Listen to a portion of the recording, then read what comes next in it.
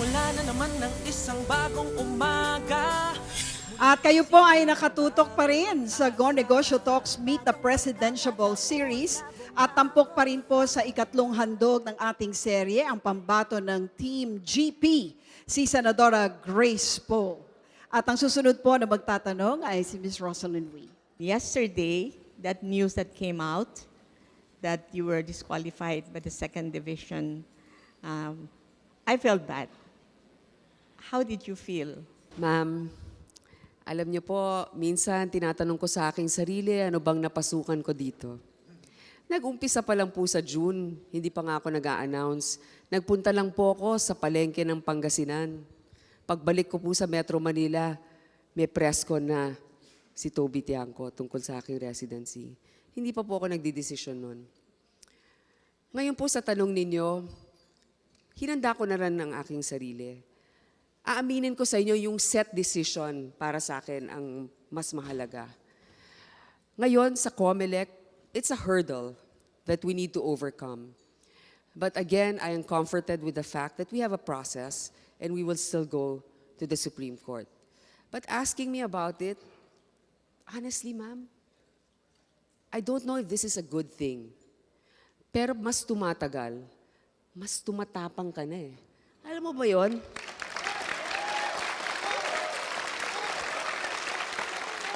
Pag masyado kang binubugbog,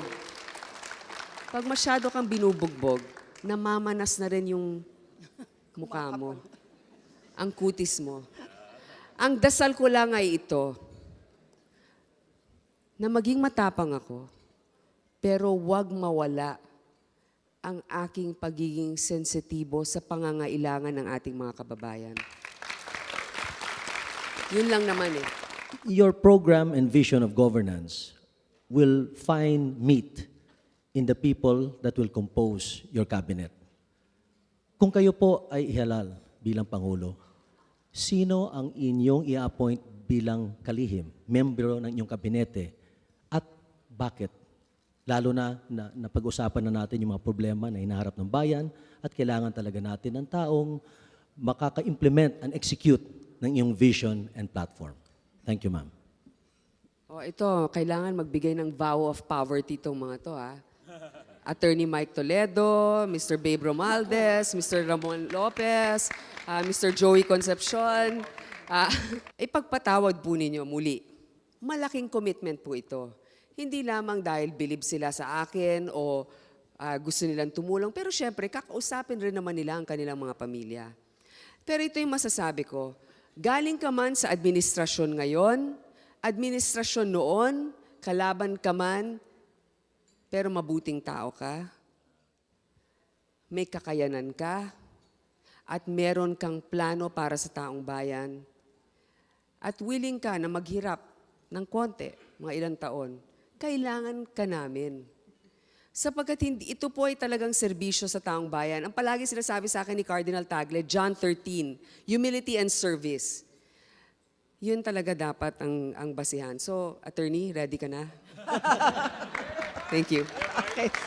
You have said that you're going to get the best and the brightest to help you if you win the presidency.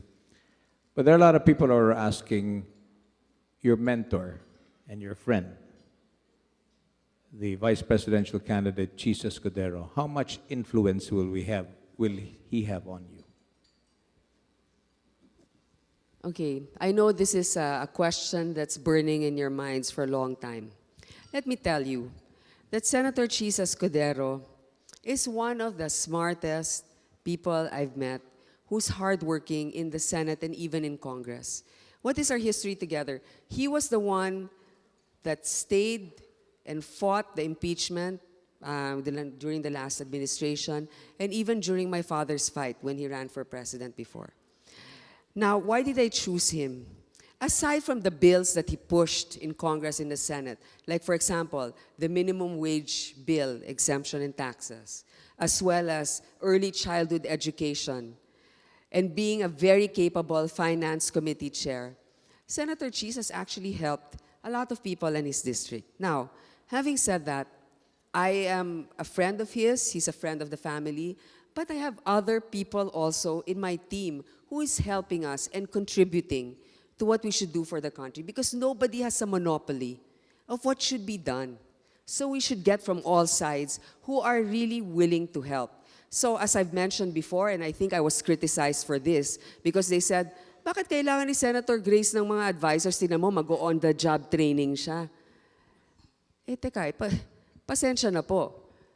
Pero kahit na sino pang pinakamatalinong tao sa buong mundo ay may mga gabinete na dapat tumulong sa kanya. So Senator Cheese is there. But there are other people who are also helping me. Thank you. Nabanggit ni Senator Grace kanina, ma'am, yung regional dispersal of industries. Dali natin ang trabaho, opportunity sa labas. Lalo na ito ang magiging tulong din sa pag-solve ng poverty. We know also that about 30% ng population natin relying on agriculture. And agriculture is really based outside Metro Manila. And in fact, 60% yan pag sinama natin ng supplier to agriculture and processor. So napakalaki ng nagdidepend sa agriculture. We would like to hear your position on agriculture development, balancing it again, this time with food security. Because sometimes in food security, you may have to import some of the critical commodities and requirements. And how do we balance that with developing naman agriculture in our country? Yun nga ang isang sektor na ating napabayaan. Subalit isa sa pinakamalaking sektor sa ating bansa ay agrikultura. Ngayon, paano natin matutulungan? Lalo na po ngayon na meron tayong Asian Economic Integration. That particular sector needs government attention and support. Now, as you were saying, how are we going to help this particular sector? Until now, 500,000 hectares of land still need irrigation. Kulang pa po ng patubig. And with climate change, hindi lang po El Nino at drought ang kanilang problema. Pati na po baha.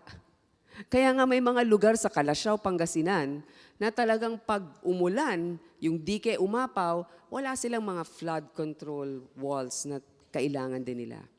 So yun ay dapat nating tingnan. Ngayon, alam niyo ba kung ilan pa ring farm-to-market roads ang kulang sa ating bansa?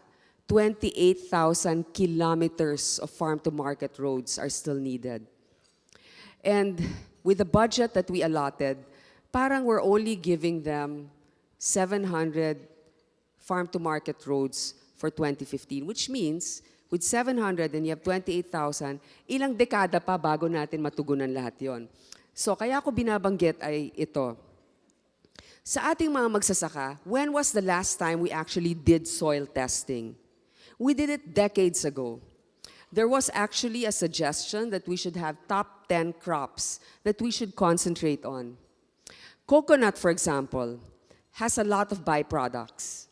With the Go Negosyo centers and with the DTI centers of shared facilities for processing, we can help farmers actually transition into agribusiness. So, you were talking about food security. Now, there's always a debate between whether we should pursue food security or whether we should pursue food self-sufficiency.